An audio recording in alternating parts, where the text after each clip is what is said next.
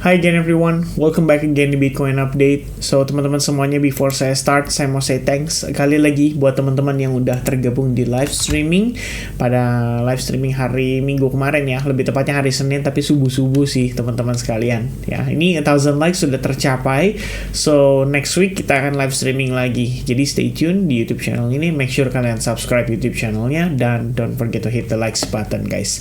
And everyone, ini kita mau update ya progress daripada market. Per hari ini kita ngelihat di hari Senin sebenarnya US nggak ada berita yang gimana-gimana. Jadi mungkin ini kenapa market sebenarnya kalau kita ngelihat hari ini tuh cenderung stay flat maybe ya. S&P 500 udah start naik, and I pretty much believe kalau ini posisinya memang kita tadi nge-sweep ke bawah dulu ya before akhirnya dia nanjak. Meanwhile Nasdaq juga demikian ya, kelihatannya closing dalam keadaan bullish nih menjelang saya update video ini. Dan teman-teman melihat progres ya S&P 500 dan Nasdaq yang cenderung positif ini, of course Bitcoinnya juga jadi ngikut cenderung bullish ya. One of the good reason untuk kita ngelihat dia cenderung bullish adalah so far kita udah bermain di atas exponential moving average 21 sejak sekitar lebih kurangnya 3 harian lalu lah ya, lebih kurangnya teman-teman. Dan kita ngelihat di sini terdapat upshift exponential moving average. Jadi memang so far ya memberikan indikasi yang cukup baik ya. Selengkapnya kita akan coba bahas, but before kita ngomongin soal ini, saya pengen kasih update ke teman-teman untuk minggu ini. Di hari Kamis itu akan ada data GDP dirilis sekitar 7:30 malam. Ini untuk kuartal 1 ya di 2024. Of course ini penting untuk diperhatikan karena beberapa kali anggota Fed ya mengatakan bahwa kelihatannya resesi ekonomi di US itu tidak akan terjadi ya. Jadi GDP ini ya tentu saja akan menjadi salah satu faktor untuk mengukur juga apakah benar seperti yang dikatakan oleh mereka. Oke, itu yang pertama. Yang kedua adalah Core PCE Price Index, which is ini adalah data CPI ya, bukan CPI sih, kita bilang ini inflasi ya, Personal Consumer Expenditure untuk Price Index yang diekspektasi sementara forecastnya itu adalah cenderung ada yang turun untuk year over year. Untuk core-nya itu sekitar 2,8% jadi 2,6%. Meanwhile yang PCE Price Index ya, kita ngeliat malah ada kecenderungan naik sekitar 0,1%. Ya ini kita belum tahu ya, ini masih bisa berubah-ubah. Biasanya untuk forecast sekitar sehari 2 hari menjelang tuh biasanya masih ada perubahan. Jadi nanti kita coba untuk cek secara berkala. And for this week ya lebih kurangnya Kamis dan Jumat ya, itu adalah data yang perlu diperhatikan. Nah teman-teman, good news banget nih untuk weekly close. Somehow Bitcoin close tetap di atas exponential moving average 8. Jadi kita ngelihat dia bertahan di atas EMA 8. Kemudian juga posisinya kalau kita ngelihat saat ini walaupun EMA 21 overextend ya, tapi kelihatan ya ini EMA 21 tuh kayak berupaya untuk nyamperin teman-teman ke atas. And at least dengan closingnya pun yang membentuk seperti kita bisa bilang ini hampir ya menyerupai doji, tapi jatuhnya ini saya bisa bilang seperti pin bar lah, lebih cocok ya, walaupun di atasnya ada buntut juga teman-teman. Tapi at least dengan kita ngelihat body candle yang begitu tipis dengan buntut begitu panjang, ini memberikan kita pandangan bahwa apa yang terjadi pada market Bitcoin ya ketika beberapa hari terakhir itu adalah proses bagian dari liquidity sweep ya, untuk menyapu lebih banyak long order mungkin ya, terutama untuk yang leverage traders ya atau leverage investors, supaya mereka terkena likuidasi terlebih dahulu jikalau mereka menempatkan stop loss itu tepat di bawah $60,000. And I guess sweep sampai ke 59.500 itu memang idealnya untuk dilakukan supaya mereka bisa dapat lebih banyak selling order di market supaya mereka bisa transaksi.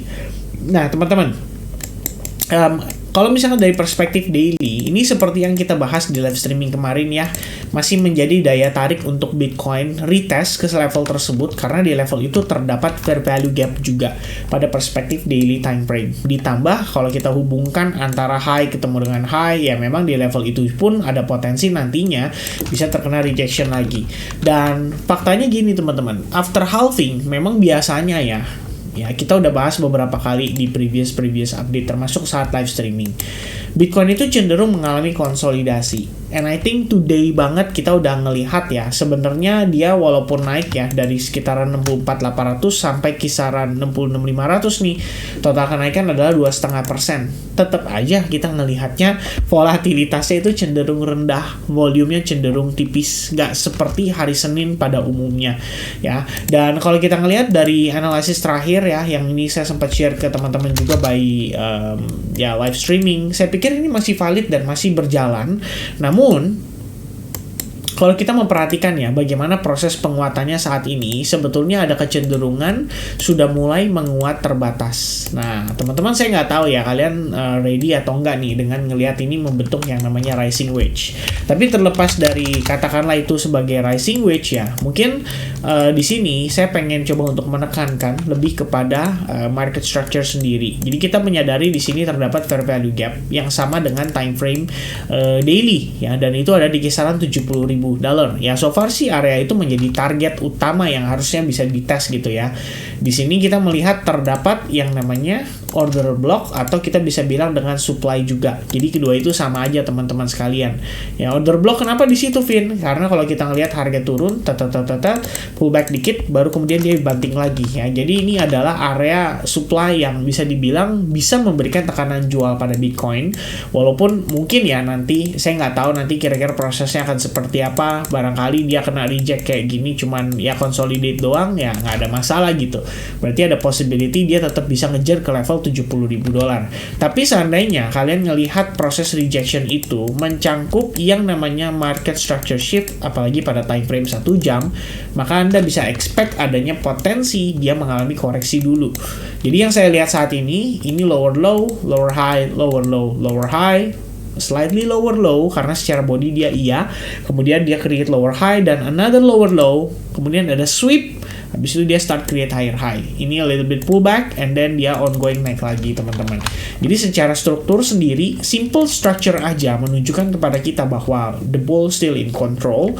Kemudian pergerakan sebelumnya di sepanjang weekend kemarin ya, kita juga ngelihat di sini terbentuk yang namanya ascending triangle pattern, which is kalau misalkan kita ngelihat dari ascending triangle patternnya, ya ini udah breakout gitu, harusnya kan kecenderungan bullish gitu ya. Ya memang sih kalau secara struktur ya demikian, kita juga masih bullish. Nah, kita bisa lihat di sini terdapat market structure shift, disinilah proses liquidity sweep ya berlangsung, atau dia sempat create lower low dan di sini terdapat liquidity sweep ya. Ini cuman tipis banget teman-teman ya, by buntut candle tapi dia tipis banget gitu. Nah ini intinya adalah lower low terakhir, ini adalah ini low dan ini adalah lower low terakhir. The moment kita ngelihat dia nanjak kayak gini, itu berarti kita anggap sebagai market structure shift yang valid karena pergerakannya juga sangat-sangat energetic ya. Nah, di sini kalau kita ngelihat harga pullback, retesting terhadap fair value gap, kemudian retest juga terhadap area support resistance ini, ya, more or less-nya kayak gini, teman-teman. Kalian bisa notice ini terdapat support resistance dari previous high yang kemudian respect ya menjadi support gitu kan. Nah, di atasnya juga demikian ya. Kalau saya mungkin akan lebih markingnya di sini karena ini adalah ascending triangle kita. Nah, secara exponential moving average 8 dan 21 itu masih bagus banget buat time frame seperti 2 jam atau bahkan 1 jam mungkin ya. Kita bisa ngelihat dia masih cenderung oke. Kalau misalkan 30 menit atau katakanlah 60 menit deh ya. Terakhir saya ngelihatnya itu kita memang ada potensi dia terkoreksi dalam sebuah falling wedge kecil and then dia terjadi breakout ya. Sampai sini sih saya sendiri juga masih ada long position on Bitcoin, masih saya manage teman-teman semuanya dengan ekspektasi target itu adalah di range area ini yang pertama, kemudian yang kedua ada di sini teman-teman sekalian ya. Nah, saya mau lihat dulu nih kira-kira di sini nanti reactionnya kayak gimana. Mudah-mudahan sih kita nggak kena rejection dan nggak kena fake out. Kalau misalkan dia bisa break di atas area supply ini, bagus sih harusnya teman-teman ya, dalam artian ya kita bisa lihat minimal dia testing sampai 70.000. Jadi kalau misalkan ada long position ya tinggal di manage aja, tinggal di maintain ya. Saya personally stop loss sudah di break even Jadi di transaksi ini tuh udah nggak ada resiko gitu. Kita udah nggak mau pakai istilahnya hold stop lossnya di bawah lagi gitu ya. Toh harga udah naik, udah create higher high juga, ya udah tinggal manage aja posisi transaksi yang sedang berlangsung saat ini. So for now, in the very short term, Anda harus waspada terhadap dua level ini ya, di area sekitaran 67.600. Seandainya ada rejection, harus aware ya, berarti harus coba untuk manage transaksinya sebelum amit-amit ya harganya malah berbalik ke entry point kalian. Kemudian di bagian atas mungkin kita bisa ambil $70.000 ya, merupakan area level psikologis. Ditambah memang kalau kita lihat berdasarkan BTC liquidation heat map, itu di level itu banyak banget teman-teman ya area likuidasinya. Jadi mungkin memang akan divisit ke sana untuk sweep ya short sellers terlebih dahulu sebelum nanti next move-nya dia. Alright, so sementara saya update dari segi price action dulu ya. It's gonna be a very quick update. Besok kita lihat lagi teman-teman, kita mungkin akan tambah dengan update berupa informasi dari data on-chain juga ya, beberapa yang kita bisa sajikan kepada teman-teman. So untuk sekarang ini fokus di price action, karena kemarin Sabtu Minggu saya juga nggak upload video karena kita live streaming ya, jadi ya ini anggaplah sebagai update-nya. Okay, so God bless to you all and I'll see you guys again in the next update for altcoins and Bitcoin update. Cheers, bye bye guys.